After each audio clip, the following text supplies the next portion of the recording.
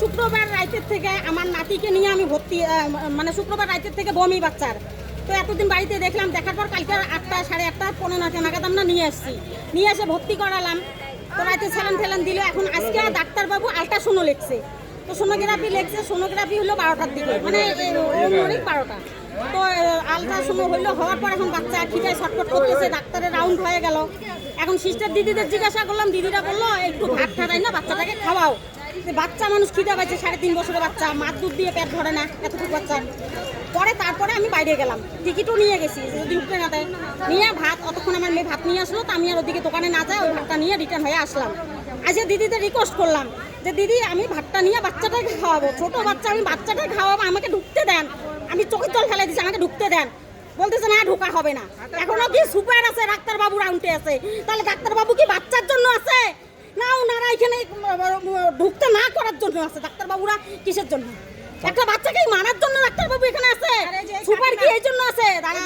দাঁড়াও, super key এই জন্য আছে যে বাচ্চাদের সেবা করার জন্য? তাহলে ভাতটা আজকে সারাদিন বাচ্চাটা না খায়, কয়দিন থেকে আজকে শুক্রবার রাতের কথা, তাহলে আজকে সারাদিন বাচ্চাটা না খায় আছে। বাচ্চাটার কি পরিস্থিতি হয়েছে? আমার কি হয়েছিল ঢোকার সময়? কি হয়েছিল ঢোকার সময় আমি অনেক রিপোর্ট করলাম যে ভাতটা আমি নিয়ে যা খাওয়াবো, বাচ্চাটাকে খাওয়াবো, দিদি আমাকে ঢুকতে দেন। আমি দিদি বলেই ডাকছি, দিদি আমাকে ঢুকতে দেন, বাচ্চাটাকে ভাত খাওয়াবো, না খেয়ে আছে, আল্ট্রাসাউন্ড হয়েছে, এটাও বলে দিলাম। বলে না কোনোতেই ঢোকা হবে না। বলতেছে কি আছে, সুপার আছে ইসের মধ্যে, চেকিনের মধ্যে।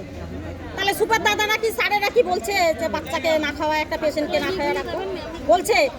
ওনারা কি তাই বলছে? তারপরে একজন পুলিশ আসলো ভিতর থেকে বাইরে হয়ে, ওনাকে বললাম যে স্যার এরকম কথা। উনি আমাকে কি বললো কি যে ওনাদের যেটা আইন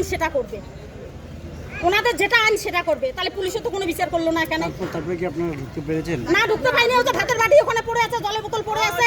ওনারা ভিতর থেকে ওই উল্টো সিধা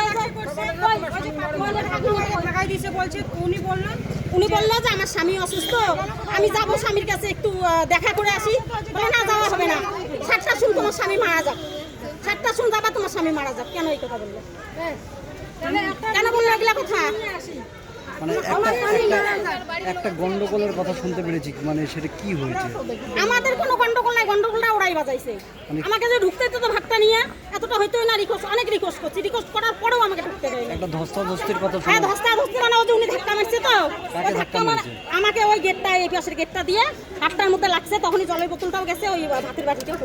কে ধাক্কা মারছে? ওই যে ওইখানকার ওই যে সবাই সিস্টেম না গুলা থেকে এটা লাগলো। আর এই কাকিমাকে বলছে ওনার স্বামী মারা যায়।